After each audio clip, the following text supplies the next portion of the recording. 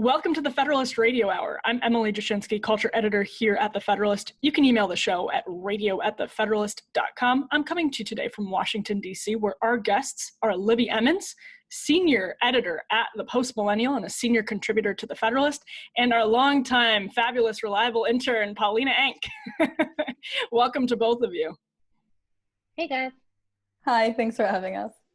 So today's conversation is going to focus on what I think we all agree is one of the most significant cultural challenges to a huge element of contemporary progressive dogma, which is J.K. Rowling's strong stand against transgenderism. And if you're not caught up on the story, basically there had been hints for more than a year that J.K. Rowling was what the left would refer to as a TERF, a trans exclusionary radical feminist. And that is because she is a radical feminist. She is far to the left, but she is one of those radical feminists who I think accurately discerns the challenges that come to feminists with accepting and embracing the sort of hardcore element of the pro-transgender movement. There are obvious clashes between the interests of the feminist left and the transgender left that often sort of get papered over by feminists. And Rowling has done a really good job giving voice to that issue, which is not really talked about in academia. It's not really on the radar of a lot of feminists. J.K. Rowling, after the most recent wave of cancellation attempts earlier this summer, penned, I think, a very strong argumentation in favor of her position that, we have to be careful with how we validate and normalize particular aspects of the pro-transgender movement. And that's what we want to talk about today. J.K. Rowling also signed, by the way, that Harper's letter that was widely circulated earlier this month.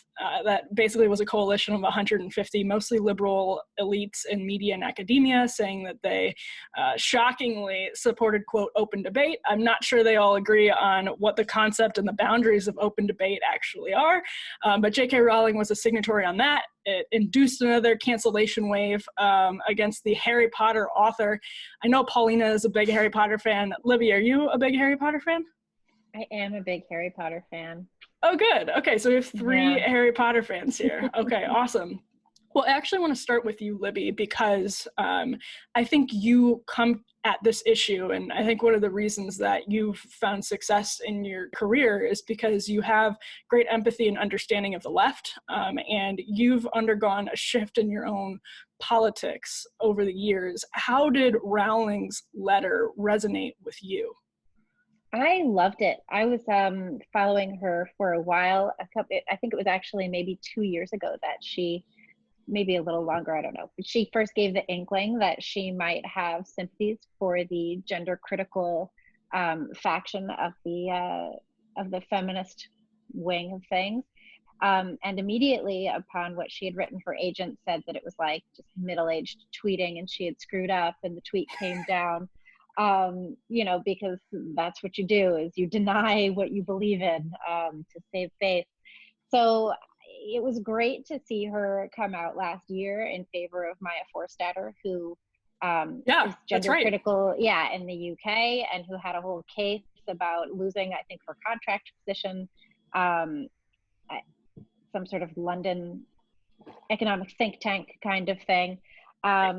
And she came out, saying, I stand with Maya, which was a hashtag on Twitter that a lot of people were using to denote support for not losing your position because you think that biological sex is real.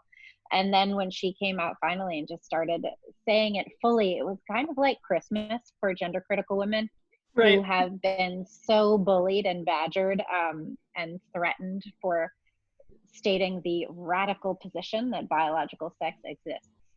So yeah, it was great. I was very pleased to see her state that fully. Do you still consider yourself a feminist, or have you in the past? And what role did the ascension of transgender issues play in your shift on that? I've always considered myself to be a feminist in that I believe women should have equality under the law. But I no longer think that that's actually a position held by the majority of the feminist movement. At this point, I don't know if I would consider myself a feminist. I definitely believe that women should have equal rights under the law. But yeah, I don't know that most feminists think that. I was raised with feminism. My mother is a feminist, but I don't subscribe to a majority of the positions. However, as I was growing up, you didn't need to subscribe to the entirety of an ideological base before you could, claim affiliation with it. Now you do. So. And what was it that kind of induced that shift for you, or was it something that just sort of happened gradually over time?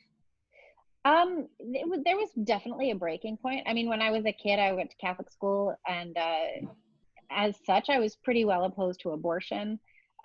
When I moved in with my mom, she was like horrified that I would be opposed to abortion. And so my view probably shifted a little bit, just from talking to her about it in terms of the legality of the, horror of it. But yeah, I mean, I'm still opposed to abortion. So you used to be able to be a feminist who was not in favor of killing children in their moms, bodies. That's not Those really are the days acceptable anymore. But yeah, but then what really happened was, it was, I think in 2015, I started realizing that the trans movement's concept of what it meant to be a woman was entirely based on stereotypical trappings of femininity. And of course, in the feminist left, a lot of what was going on since the 60s was this idea that the stereotypical trappings of femininity did not define womanhood. Yeah. So this idea that to be a woman meant to subscribe to these accessories of femininity really just rubbed me the wrong way, because it seemed anathema to everything that the feminist movement had been fighting for the entirety of its existence. And then also I heard the term cis, which I just think is like so absurd that we need a separate word to describe women other than women. I just don't. And so those were like the eye-opening moments for me. And then I found that I couldn't be quiet about it. And that's, how I ended up here. Well, we're glad you're here. Yeah. And you know what? I ran into Libby at CPAC this year, and would you have ever thought several years ago that you would have been mingling around CPAC? No, but it was fun. It was a good time. Yes, and we're certainly glad that you're here. I mean, we now have a situation where the conservatives are the ones upholding free speech, and free speech has always been like the foundational element of everything I think is appropriate in everything, like free speech, bottom line, that's it. And now free speech on the left, they're kind of like, well, maybe words are harmful, and it's like, no, you idiots. Idiots. Well, the thing is, the modern movements for equality aren't actually asking for equality anymore. And I mean, I grew up in the time when feminism didn't really mean feminism anymore, because I've never identified as a feminist, despite I went to an all-girls school that was very girl power, women can do anything. Paulina is our Zoomer, by the way, I should say. I think we have I think Libby is an Xer, I'm a millennial, and Paulina is our Zoomer. So, all right, Paulina is giving us the Zoomer. Yeah, that's perfect. I think Paulina is going to give us the sort of the Zoomer perspective here on what feminism was when she was growing up. It's rather amusing what Libby just said. It's always been one of the most sort of befuddling things to me is that I remember when I was growing up in the 90s, it was, the conservative moms on their like letter campaigns, they're like, cancel Dawson's Creek. But here we are in 2020. Dawson's Creek should get canceled not for inappropriateness, but okay. Anyway, so I love Dawson's Creek. Anyway, Paulina, as the Zoomer, talk about your experience with feminism growing up, but I also want to hear your perspective actually on Harry Potter, because I think we're all fans of Harry Potter. I think Paulina is kind of a super fan of Harry Potter. And so as a Zoomer super fan of Harry Potter, this is a little bit of identity politics here. Why don't you tell us how Rowling and your generation's reaction to Rowling resonated?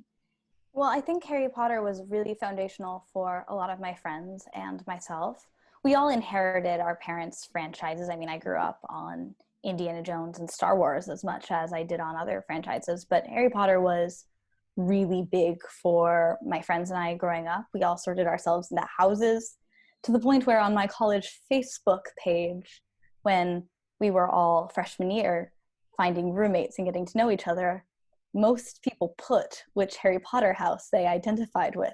Such a nerd. In their bios. Georgetown's weird but wonderful. But I remember I got, for my birthday once, a box set of, at the time, only the first 5 movies had come out. And I had got this box set of those movies, and I'd read the books, and I'd seen some of them, and I think my brother and I wore out those DVDs. We loved them, and the books, and there's things my friends and I still talk about to this day. So I think it was a really foundational franchise for my generation. It was something that we grew up morally, on. And sort of contributing to your moral framework, I imagine, as well. I'd say so, definitely. It has that classic good versus evil, but rather than just have the general good guy, bad guy, there's a lot of really interesting questions about taking responsibility for your actions, standing up for what you believe in, even though it can be really scary. These are seemingly easy racial equality. Questions. Racial equality, that is a big theme of I always forget that because fantasy racism is so interesting because it doesn't look like it does in the real world. If anyone doesn't know who's watching this, in Harry Potter, there's 12 years before the first book, there was a massive genocide where anyone of impure blood who had basically human parents, not wizard parents. Sounds kind of dumb when I'm saying it aloud, but it's really brilliant. Oh, it sure does. It's incredibly brilliant when in context. So wizards with human parents were being wiped out by this genocidal would-be dictator, and the main kids have to basically defeat him in order to create this more equal society. And there's racism in their prep school. There's a lot of very kind of real-world implications to these stories, along with some really nice foundationally moral senses that all children's literatures had from most of time. So Paulina, if J.K. Rowling, you're conservative, so J.K. Rowling had come out and given a full-throated endorsement of abortion, which I'm sure she has, how would that affect your reading of the books? Or, basically like J.K. Rowling's leftism? Because it seems what I've seen from the reaction to the very online, capital V, capital O, Harry Potter fandom is this sort of grappling with what it means that J.K. Rowling, who they've idolized for years and have, fan worshipped for some of them for decades, because they've been involved in this since they were a kid.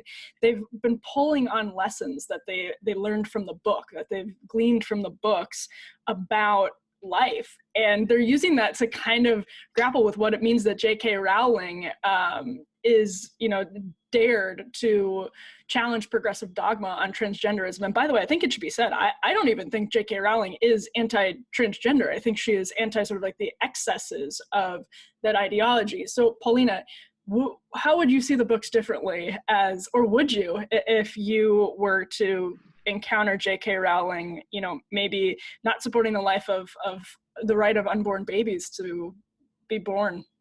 Well, I think as much as I am definitely a geek and very much involved in being a fan of various works, I think that unlike a lot of people in particularly the Harry Potter fandom, I've never put Rowling on the same pedestal. It's the works themselves that I love, not the people involved who are all fallible humans. As a conservative, I don't think I could get that far in enjoying any entertainment if I had to subscribe to the ideologies of the people who make them. Every time, my family, we purposefully avoided movies with Michelle Williams after her Golden Globe speech, which was such an aggressively full-throated back to Dawson's Creek pro-abortion statement, but it wasn't.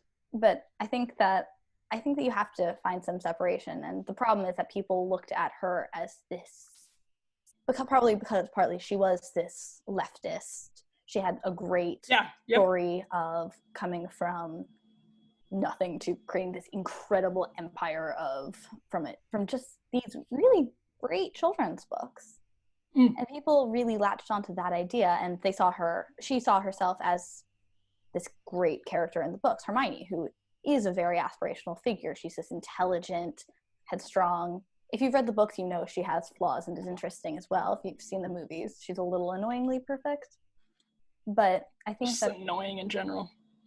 Yeah, but they acknowledge that it's annoying in the books, unlike the movies where we're supposed to think she's the greatest human being and greatest wizard known to man. Paulina has opinions. I do have opinions on everything. But I think that part of the problem is people are looking to these authors and these creators and these actors as the ultimate standard of perfection. And if they deviate from that, everything gets thrown into question. But they're human beings. We're not going to agree with it. I don't think any one person agrees with any other one person on every single thing known to man. And if you did, you're probably lying to yourself, because we're all different and no one's perfect. And I think it's weird that we put these creators on pedestals when it's their talent that we should be idealizing, not them as humans. So you raise a really, I think, critical point, which is that, and an interesting point, which is that J.K. Rowling was lionized by this legion of fans largely because they did see her as a moral champion, because she told the progressive line, I think sincerely, for years and years and years, and it's that one transgression where it goes, they're unable to see her in the same light anymore. It doesn't seem like she changed a lot of their minds, but maybe, there are people out there whose minds were changed. I think about these were tough questions that were raised, I think, a lot during the Me Too movement. I think about one of Camille Paglia's essays kind of at the height of it. It was in the Hollywood Reporter, where she referred to the idea that artists must be good people as, and this is a beautiful description, a, quote, sentimental canard of Victorian moralism. And I want to take this question to Libby, because Libby has a background in the arts and in theater.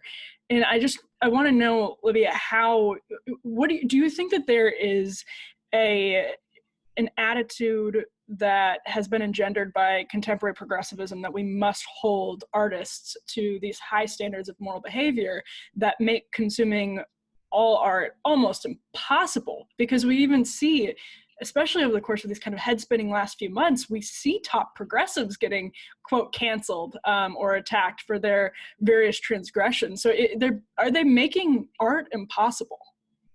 I think they're making everything impossible. It's not just artists who are being held to an absurdist standard of purity and perfection. It's everybody.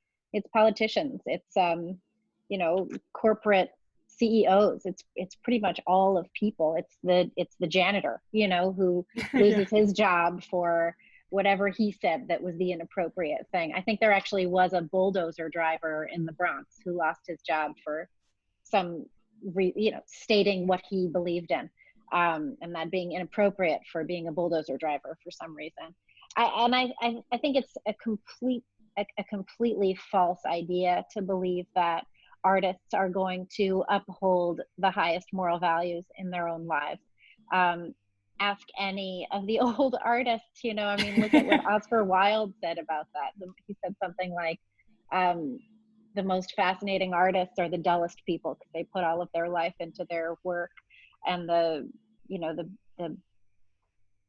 reverse of that, I suppose, was also what he believed to be true.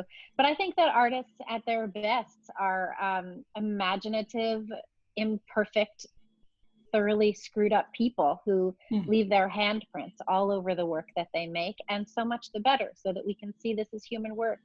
I don't think that there's any reason to fully associate an artist with the work that they create. Once the art is made, the art has to stand alone. There has been, of course, this push to, I think it is a progressive push, to say that artists and writers need to, sorry, I got a notification. That's annoying. But I think there's been a push to say that artists and writers need to adhere to specific identity group guidelines in making their work. We've seen this with a lot of young adult authors, and we've seen this in other artistic communities as well, in poetry communities and in literature. I don't think we've seen it that much in painting. For some reason, I think the visual arts have managed to not be super involved in this, and that's possibly because it's mostly about private collectors and museums and like a ton of money, so they don't really want to get involved in this. You know, who cares what Jeff Koons thinks? You know, just buy the giant weird bunny rabbit thing. Who knows what Jeff Koons thinks? Who knows? I mean, actually, I think he's closing his studio and doing a whole weird shamanistic thing. Something weird, but anyway, who cares? Nobody cares. Yeah, so I don't think that there's any reason to condemn a person's artwork because of that artist or because of what they're capable of. Also, what I think is being forgotten is that the process of creating art is remarkably difficult, takes a great deal of sacrifice to do good work. I mean, it takes an unreal amount of sacrifice to really create something that's worthwhile. It takes an unbelievable amount of sacrifice to create something that sucks, you know? So like the odds that you end up with something brilliant after putting in all of those hours and ordering takeout and not working out and yelling at your spouse and ignoring your kids and not paying your rent and getting kicked out of your apartment and consuming too much alcohol or whatever it is. We've forgotten that to be an artist is kind of a degenerate act. You know, you put your life at risk to a certain extent. You put like your you know, like how many middle class artists are there out there who can you know, make their car payments and pay their mortgage and send their kids to proper schools and show up at work on time and still create something beautiful? It's just really not that possible. And there's also been a push from the artistic community. There certainly was when I was in grad school and after this idea that like artists should, by virtue of their own desire, be able to have some sort of normal middle class life while they're creating their work. And art doesn't work like that. I mean, I spent years making art and doing whatever I had to do in order to make art. I paid rent on a theater space to do a show, and I didn't pay rent on my apartment. I lost the apartment. The show went on, you know, like I did the show. And that's just kind of how it is to make art. It's not a clean, easy, normal profession. It's not a profession at all. It's a passion. It's a driving force. I don't care what my favorite artists do in their personal lives. I really couldn't care less, because the amount that you have to put into your artwork in order to make anything good, if an artist decides it's worth that sacrifice and we consume that work, then aren't we saying that, yeah, it's worth that? That was fascinating. To consume. Okay, so this is a really interesting point. To create art, there is a sort of necessary moral, I don't want to say moral sacrifice, but you're sort of necessarily going to be in this process that, you know, I like to use the word degenerate. To be an artist is to be degenerate. And would you say that this explanation that you just walked us through is why good artists often are such morally messy figures? I think that has a lot to do with it. You prioritize. You put everything good into your work, and everything else you kind of let slide. You know, that all became much more difficult once I had a child to do that kind of thing. But you know, that people with children still do that. Look at Jackson Pollock and the way that he behaved, which was just so horrifying. Jack Kerouac had nothing to do with his child. He barely even knew about her. You know, Allen Ginsberg was a notorious pedophile, basically. You know, I mean, I knew a man who was basically Ginsberg's last lover. He was 14 at the time, and his mother condoned the relationship. Weird, not what I would go for, any realm of that whole thing. But artists are not always great people. They're great to hang out with. They can be loyal and wonderful dear friends, but they're going to put their artwork first every time. Just every time. I mean, if they're a good artist, that's what they're going to do. If you talk to anybody who has artists in their families, and they, you know, they show up, their family shows up in the work, and the family doesn't always like that. Big lesson that I had when I was in art school and grad school was that you can't really care what people are going to think of the characters that you create. You know, the art always comes first. So yeah, I mean, I think that's why it's important also to take the art product and say, this art product exists, this person made it, but you know, it came out of them, it came from them. How do you maintain a perfectly normal existence when you're trying to create something like, you know, the series of Harry Potter, which has so much depth to it, there's so much imagination. And she even talks about, like, Rowling talks in interviews about how her house was a mess and she couldn't keep her thing together at all in a normal sense. You know, she couldn't do all of that stuff while she was writing the books. And it makes perfect sense. I mean, what a triumph of work that is.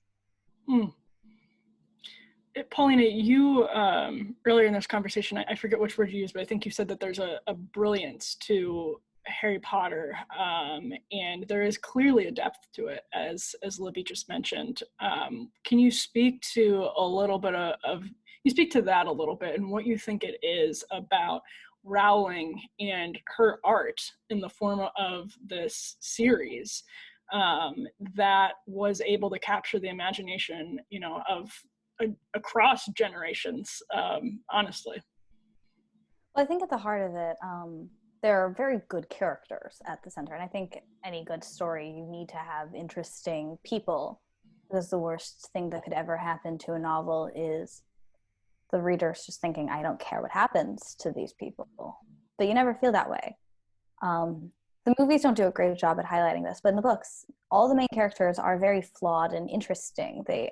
Harry starts a little bit of the naive newcomer golden boy protagonist, as most protagonists start. But by the end of the 7th book, all three of the main characters and a lot of the supporting characters have had a lot of really good development. You get to know these people. They feel like genuine 12 to 18-year-olds, which is really impressive when you're 13 and reading a book that feels like it could be about slightly more interesting versions of your friends. You don't see that much either. Children in books are all 8 or 30. There's really very little middle ground, except for teenagers. Teenagers are exclusively 25, every single one of them. But these felt like actual teenagers. They weren't preoccupied with what teenagers were in most books, which they dated a little bit, but their relationships felt like the immature, awkward attempts at flirting that high school really is, not unlike the aforementioned Dawson's Creek or the One Tree Hill Gossip Girl stuff, which is the other teen media my generation was given. The children feel like real people that you care about. And then along with the characters being interesting, there is great world building. Each book establishes a little bit more of the lore. There's not one moment where it's a massive exposition dump and you have to slog through 20 chapters of what the wizarding world is, but bit by bit, you get sucked into this magical world, and with each book, you learn a little bit more. And it all makes sense, but it's also a little bit surprising, so it keeps you guessing without anything really feeling like it comes out of left field. They're not perfect books. I don't truly care for the second one, or the movie, or the 6th one, really. But the world is just so interesting. Every time there's a new twist, it introduces an emotional depth as well as just an expansion. It's an exciting world, and you can see the reason that there are spin-offs now that don't really have anything to do with, well, now they are bringing back some of the central characters, but they were completely new characters. I don't think that the spin-offs did a great job, but what they're doing is showing that this wizarding world existed long before the Harry Potter stuff, long before the genocide. Oh, that's the other thing. There are really, really, really high stakes. Even the dystopian teen stuff, the stakes always feel weirdly low because they take half of the books to focus on the relationship problems, which always seem to be so much more important than you know, the world-ending wars that are happening in those books. And in Harry Potter, the incredibly high stakes actually get the precedence of the focus, and the teen stuff gets to be pushed to the side where it kind of belongs narratively. Right. Sorry, there was a lot of tangents there. No. Well, so I think it's helpful because I want to ask, I think, you know, you mentioned this earlier, how Rowling sort of poured herself into their Hermione character. Yes. And I'm not intimately familiar with the Harry Potter, you know, people would say fandom, but I imagine that there are a lot, I imagine there are a lot of, you know, precocious young women, and I can think back to when I first read these books, who connect to the Hermione character. And I do wonder, from your perspective, if that's something that created the emotional resonance with the series, that, you know, Rowling poured herself into this character that was vivid for so many young middle-class women who, you know, we're interested in school and we're interested in boys, and this is all kind of unfolding for them as it's unfolding for Hermione. Is that something that you think created that deep resonance that so many fans, the deep connection that so many fans seem to have, not just for the series, but with Rowling herself? Oh, definitely. I think a lot of people, especially bright young women who also get to be overly stubborn and obstinate, and which can make them wrong, and can be really intelligent but make an incredibly dumb decision because the boy they like smiles at another girl. Actually, major plot point in the 6th book is that the normally incredibly bright girl misses a lot of things because she's sad that her crush has a boyfriend. And I think, she can be in this earlier books, she's so smart, but she assumes that she's always going to be right, and therefore does incredibly stupid things. And so she's this really, again, none of this gets translated to the films where she never makes a mistake ever because girl power. But so I think young, bookish, academically driven girls loved seeing this character who was really smart, but also made mistakes and could get past them and still be a great hero, and could recover from her mistakes and take accountability. And people really related to that because she's such a well-written and interesting character in the books.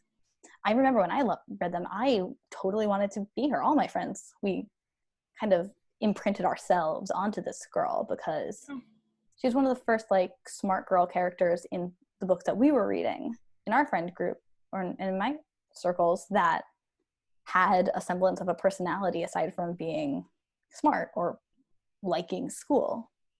Right. And I think that go. When I was a kid, I was looking for that character. I was like actively at every bookstore looking for that character, opening every book saying like, where's me? Am I in any of these books? You know? And I wasn't at all. And so I read Harry Potter in my 30s, and yeah, I totally imprinted on Hermione as well. I was like, yes, she's here. So I think a lot of women feel that way because she's such a universal, but also she's a very specific, but also weirdly universal character. So when Rowling basically acknowledged that she's Hermione, and her mostly to talk about Hermione's relationship with Ron, who I think was based off of Rowling's ex-husband, a lot of the people who grew up or who later found Hermione and just felt seen by fiction from maybe one of the first times ever, now they see this person who they've imprinted this ideal of smart but flawed young womanhood and forget the reason that they liked her so much as a character was that she was a human being who was flawed as well. Right, and I think you've touched on the mystery that we needed to untangle here, which is why there is this deep disappointment with Rowling and what explains it. And I think it probably is that a lot of these young female fans were so entranced by the Hermione character and related so deeply to the Hermione character in a way that they didn't in a lot of other fiction, that they revered Rowling for creating her and for pouring herself into this very vivid depiction of that kind of archetype that is relatable to them. Libby, I want to ask, or no, I don't want to ask, I want to say you're speaking to, one of these fans who is very progressive and, you know, loved Rowling when she said that Dumbledore was gay, and started to see a real progressive champion in J.K. Rowling, who is now disappointed in her, without, you know, making an appeal to change anybody's surely hardwired ideology at this point. Well, how would you try to convince them to, you know, what is your argument to them for coming to terms with how they should come to terms with Rowling disappointing them on one particular aspect of their belief system? Probably they shouldn't put so much stock into an author to agree with them in order to fulfill their lives. It's just not that meaningful. You know, like I'm a huge Woody Allen fan. I don't care at all about what he thinks about anything else. And I love a lot of his movies. I just don't think it matters that much, you know, like what these people think in their own personal lives. I was reading, I think Alice Walker believes in like Illuminati lizard people or something like that. Absolutely. Yes. And, you know, that's totally bats. Is it though? Is it? You know, but The Color Purple is still a damn fine book. So, you know, but I think that Rowling was sticking up for women, and I think that that's something that she was doing in her books. I think that's something she did for Hermione, in centering, you know, women's story like a young girl's story like that. And I don't think that I just think it's so crazy that the ask of the trans advocate movement, which does not even comprise all trans people. I don't even know that it comprises most trans people. You know, the ask has gone from acceptance for how we are, okay, you know, cool, whatever, to eradicate your own understanding of yourself and your body in order to accommodate mine. And that's exactly what the women's movement was saying men were doing this whole time anyway. Yeah. Ignore the truth of your body, ignore the needs of, you know, your body, your emotions, your, you know, striving for motherhood and to do that successfully. Ignore all of that and do what the man wants you to do. And that is exactly the same ask that's going on right now. It's, you know, it's hurting children. It's hurting young girls who decide they don't want to be girls. I mean, being a girl sucks for a lot of the time. It is that you're a girl, you know? So, and it's really damaging, I think, to young women to believe that they can't just be who they are, and still be considered female. You know, girls who don't subscribe to the trappings of femininity. So yeah, I think, if you're not into Rowling's politics, like, so what? The books kind of stand on their own.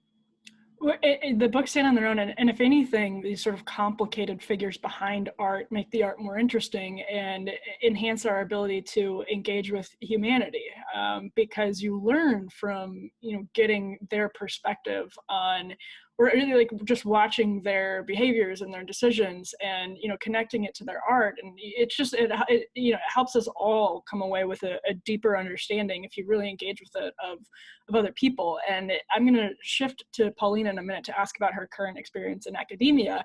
But I think, Libby, I want to get your thoughts, because you do so much reporting on this for the Post-Millennial and over for us at the Federalist, about the trans movement and its intersection with the feminist movement. And I want to ask you why you think it is that the TERFs, the plight of the TERFs, has been so tortured, because their message is so, I mean, in my opinion, it is so obviously comports with the goals that feminists should be prioritizing. Why is it that so many feminists, and especially kind of like the neoliberal feminists, why is it that they have no interest in hearing out these very legitimate questions as to whether the transgender ideology actually advances the cause of women, especially when we see some of these powerful stories about women's sports and women's shelters, just absolutely disgusting stories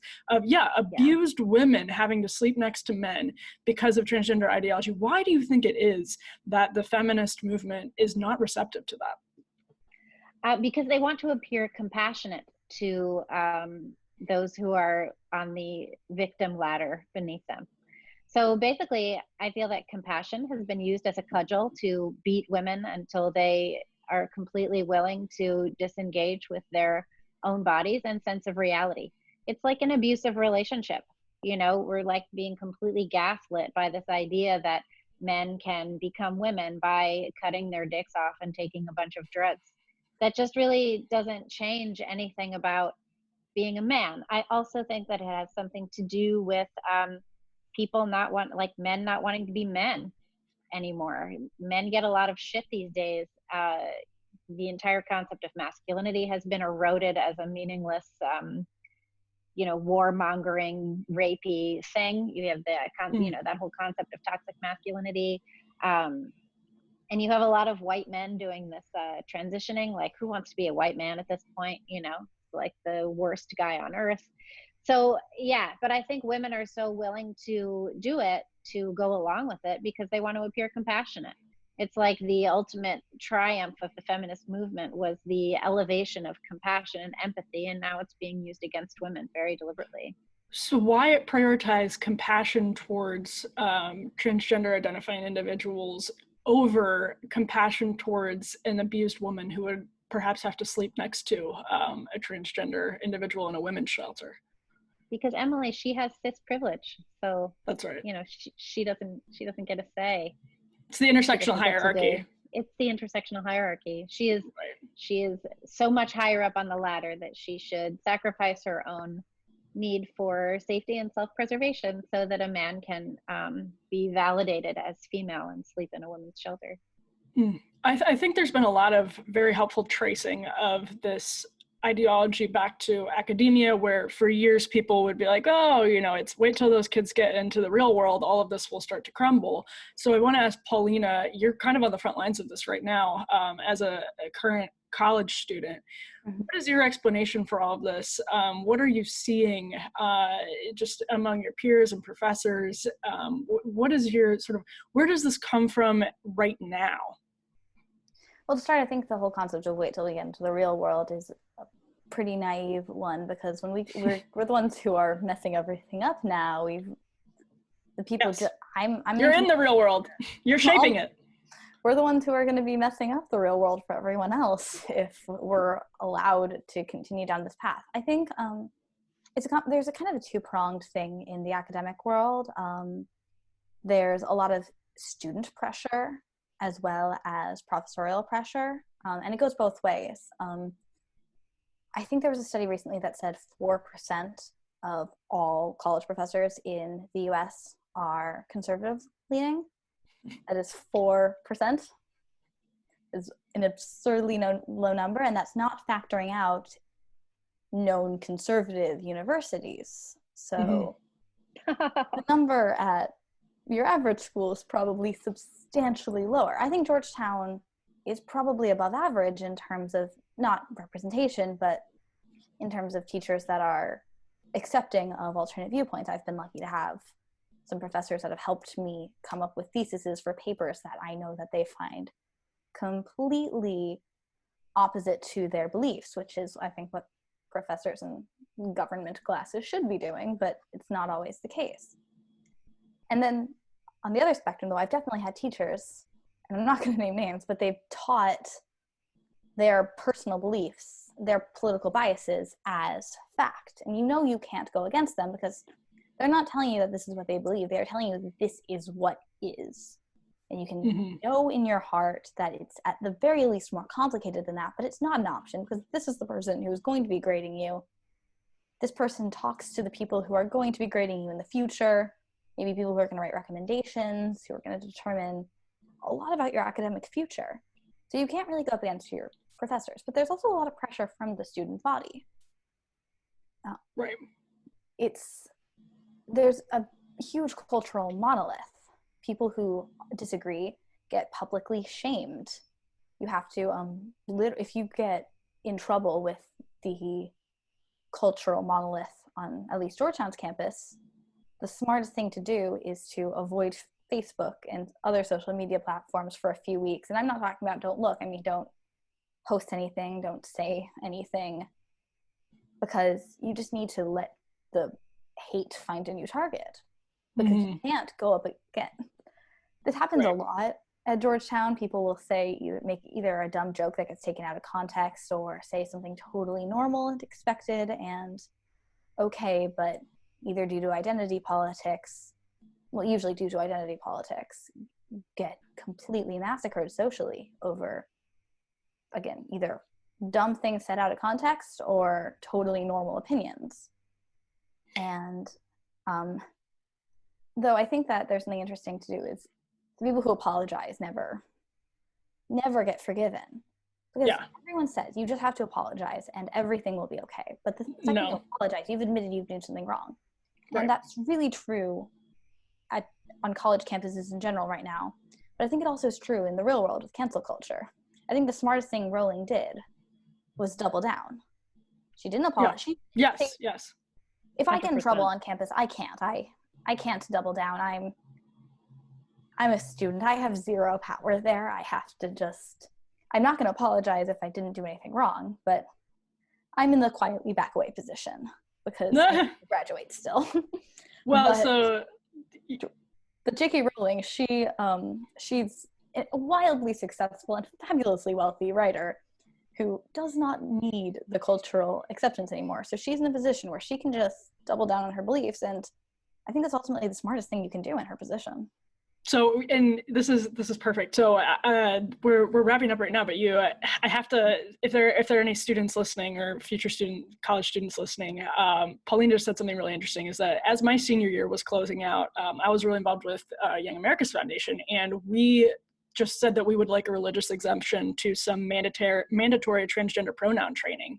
And it really exploded. And people were saying that we'd committed an act of violence against the transgender community, and they wanted us to be suspended from school, kicked out of school.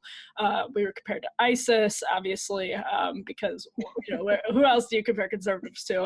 And that's obviously, this was back in 2015, so 5 years ago, but this was right before graduation, and YAP was really great, and I'm still involved with them, but they were really great and said, don't apologize. And not apologizing was fantastic, because we ended up in a conversation with the LGBT student group on campus where we were able to kind of share our thoughts and why we were refusing to apologize and have this conversation about faith and this conversation. So anyway, just so students know, you don't have to apologize if you don't believe that you've done anything wrong.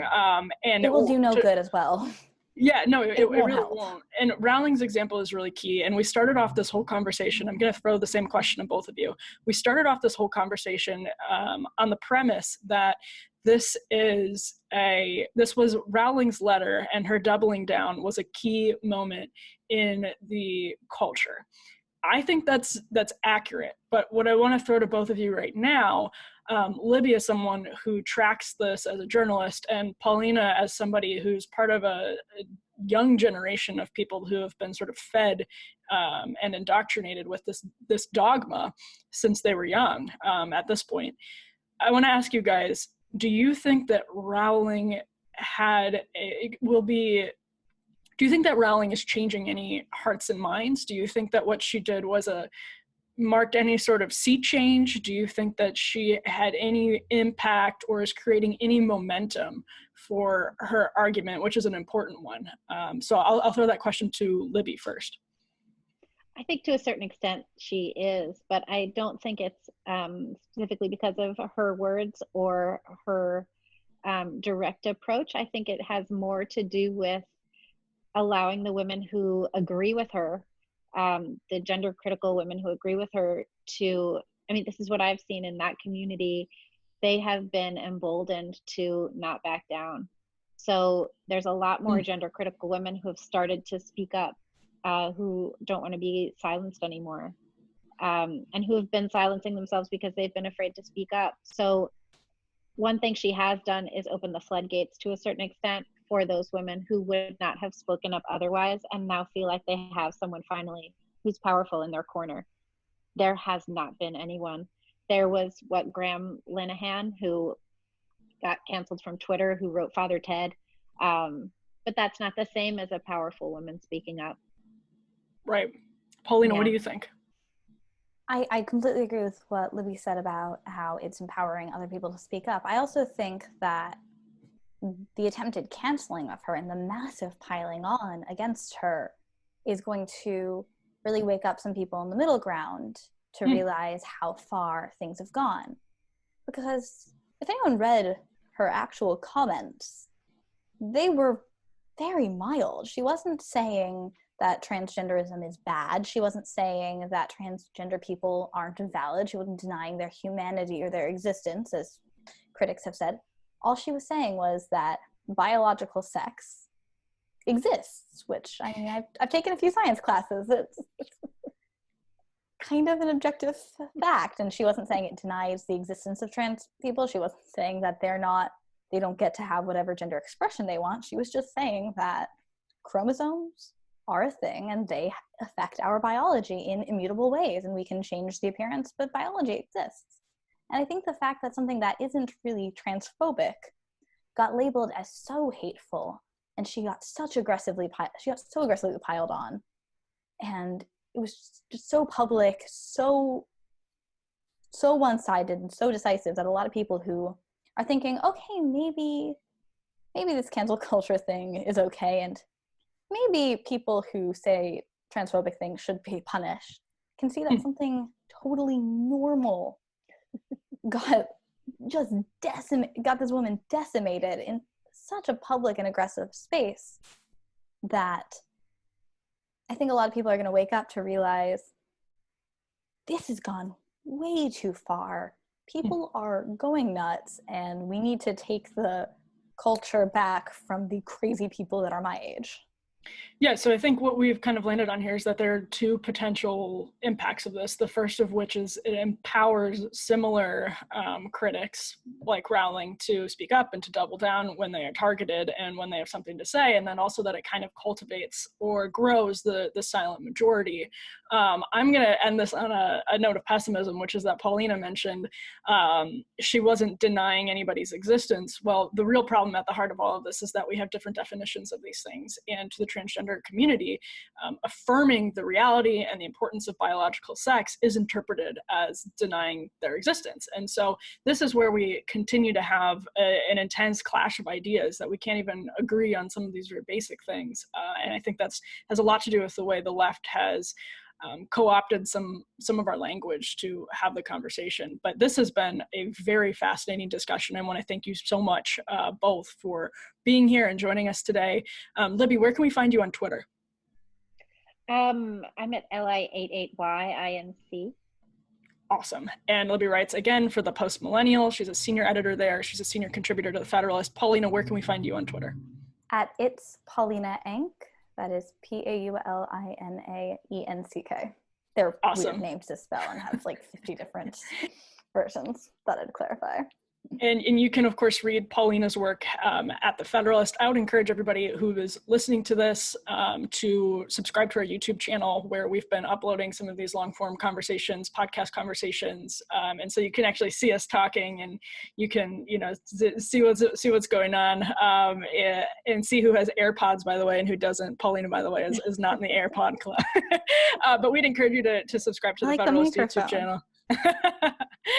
That's about it for us today. Thank you so much. You've been listening to the Federalist Radio Hour. I'm Emily Jashinsky. We'll be back soon with more. Until then, be lovers of freedom and anxious for the fray.